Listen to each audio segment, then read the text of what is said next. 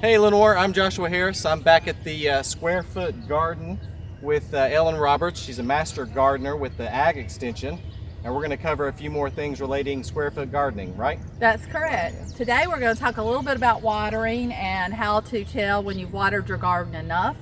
And you know, this time of year, sometimes you get afternoon and evening thunder showers, so you probably don't need to water. But we'll talk about that a little bit.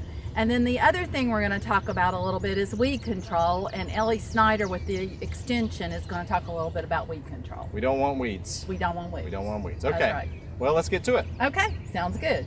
So when you water your garden, one of the things you want to do is be careful not to hurt your plants. So a watering wand is a good idea if you're going to water from overhead, and you know, you want to use a gentle flow of water.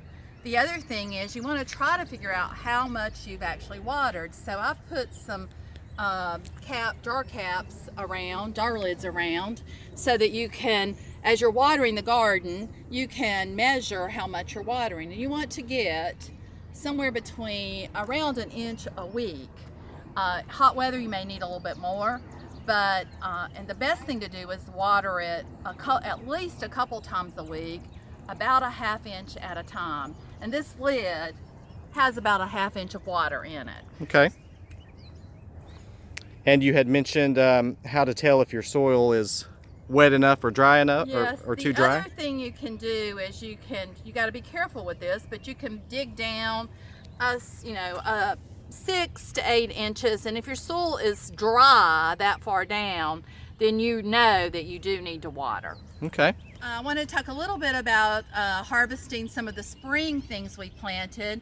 Some of them were getting ready to bolt or flower. So we harvested our lettuce yesterday, and that has given us room for our squash plants. So this is squash right here? That's squash right there. And that's some of the lettuce you harvested? That's some of the lettuce we harvested. Mm-hmm. And I guess you harvested more lettuce over here. We did. There was a whole row right here, right? There was a whole row here, yeah. Yes. We harvested that. Okay. And as you can see, our tomatoes are taking off, and our peas are taking off. Nice looking tomatoes. Nice looking peas. Is beginning to take off again. Our peppers are beginning to have little peppers on them. And let's see, what else have we got? This is an interesting plant here. That's a kohlrabi. Okay. I think I said that right. And you can see what you're going to eat is at the base of the plant.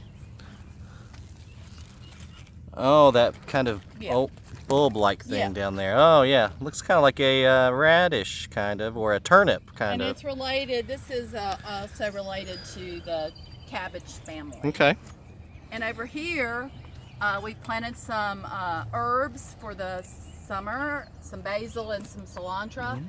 And we've also planted some lima beans and some beets.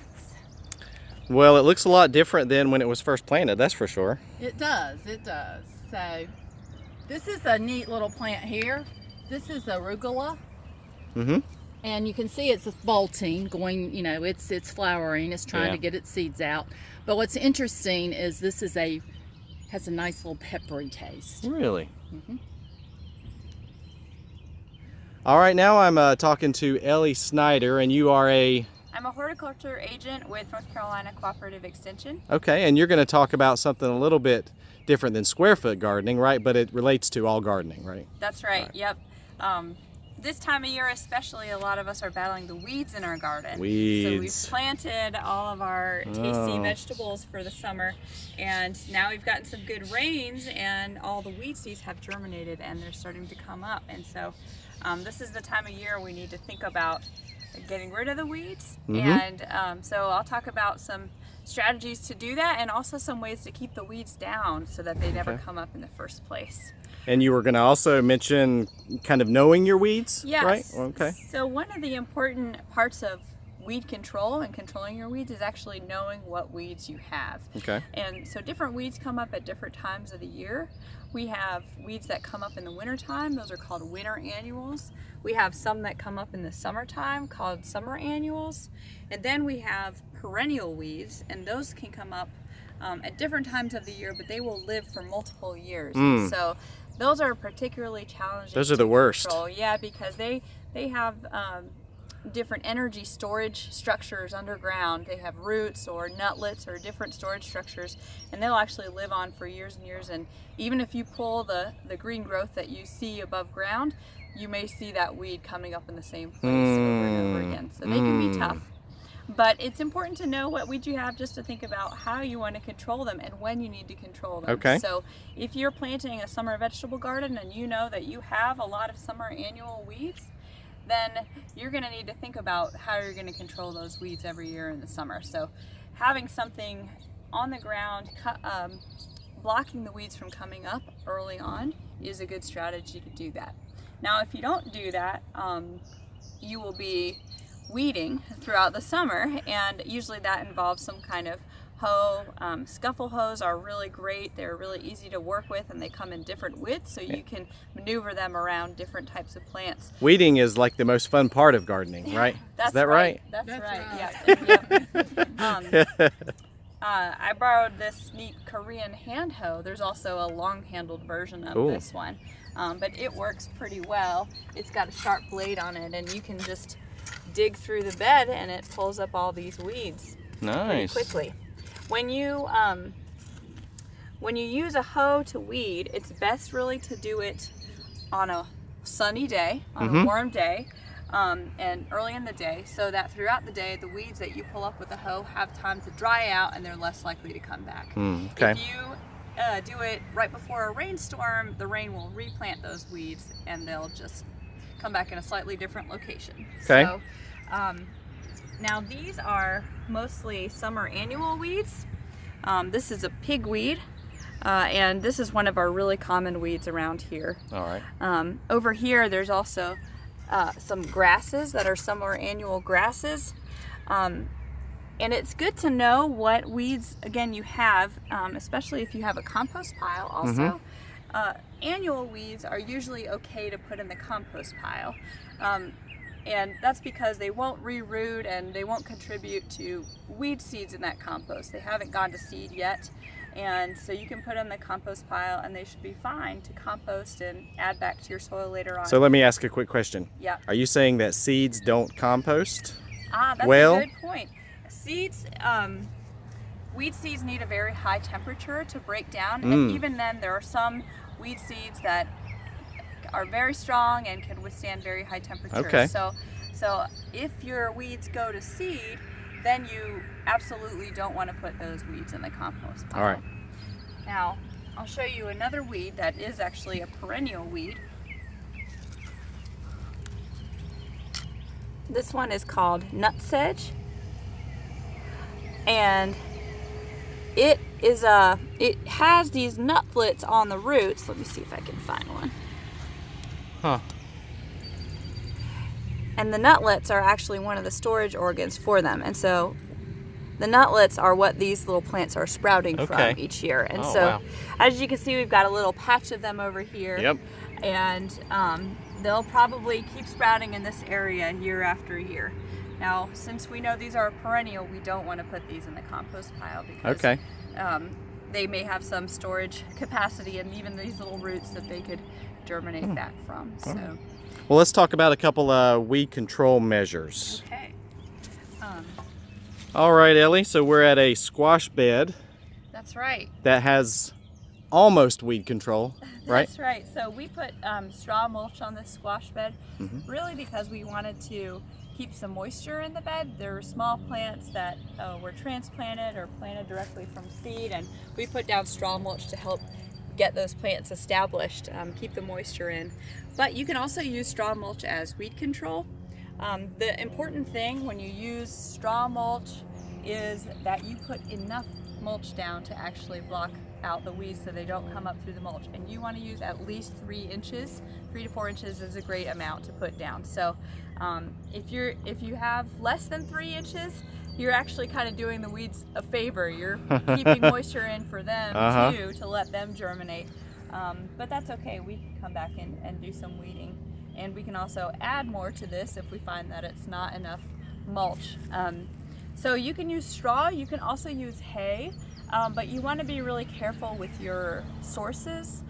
Some hay will have residual herbicides in it, weed killers in it that they use on pastures, and they're safe for livestock, but they will actually persist in the hay. And so you don't want to put those on your vegetable garden because they would harm your vegetable. Okay. So just be sure to ask whoever you're buying your hay from if they've used any product like that. Straw is usually very safe. So if we had put down straw like this, and then we see that we have some grass coming through, Yeah. obviously we didn't do enough, so are we going to have to go back through and pull all this grass out before we put more down, or what? Yeah, we'll probably want to do that. These will be rooted decently, and sometimes this is an issue with straw actually. Sometimes the straw will have seeds from the actual grain crop that was used to make the straw, and so you'll see that quite often that some grasses will come up in straw mulch. Okay. So they're not too bad to remove. Straw mulch is still a great weed control to use. Again, that 3 or 4 inches is critical to its effectiveness as a weed barrier. But you're also, as it decomposes throughout the season, you're also adding some organic matter to your soil, which helps the overall health of the soil in the long run.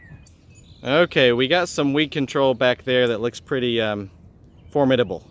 Yeah. So tell me a little bit about that, Ellie. Yeah, so unfortunately in the straw, sometimes you'll get some weeds coming up in it, but there are other materials that you can use as mulches to keep the weeds out, and they're highly effective. There's black plastic, there's a landscape fabric that you can buy in a gardening supply store. And we have here today, we have what's called silt fencing. All right. I call it landscape fabric also. It's a woven plastic mulch, and it really is very effective at controlling weeds, even though it has little holes in the woven part. And the cool thing about it is it's reusable. All right, so you basically, I'm getting the picture that we basically roll that out and... That's right, and then we'll attach it with some pins that are usually you can get wherever you purchase this kind of silt fencing. Okay. Ellen, Linda, you want to roll that out a little bit for us? Sure. And Let me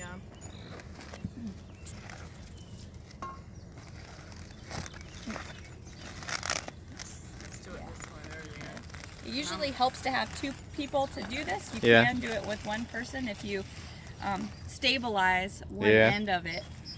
And so you would just roll it out in the area where you want to control your plants. Now, in this situation, obviously this is going to block out anything that's growing there. So you could put it, say if you had a row of tomatoes in here, you could put this maybe folded over on either side of the tomatoes. okay. Or if you want to make holes in this, you could actually make holes with a propane torch at the spacing that you would want those plants to be at. I would not have thought about that. Yeah, But that would make a nice little planting spot. Yep, it makes a nice hole. You make it the size that's comfortable for planting in, and it just controls the weeds around it. These are great for raised beds. If you have a raised bed in your garden, they kind of hug the sides of the bed. And again, you want to put these pins in about every 12 to 18 inches. Yeah. And you can actually overlap them if you have a field that you want to cover entirely with this, and then just make holes where you want to put the plants in. And if you do that, you would want to make sure that they're overlapping such that the side that's facing the prevailing winds is covered. Okay. And yeah. So if the winds are coming from that way, you want this edge to be covered. Right. Okay. So do you have a blowtorch so we can try to make some? I don't today. No. All right. I guess you'll have to do that on your own. That's right. You'll have to do that Viewers. on your own. So these are reusable, and you can just take them off the field in the wintertime, put them away, store them, and then take them out the next year.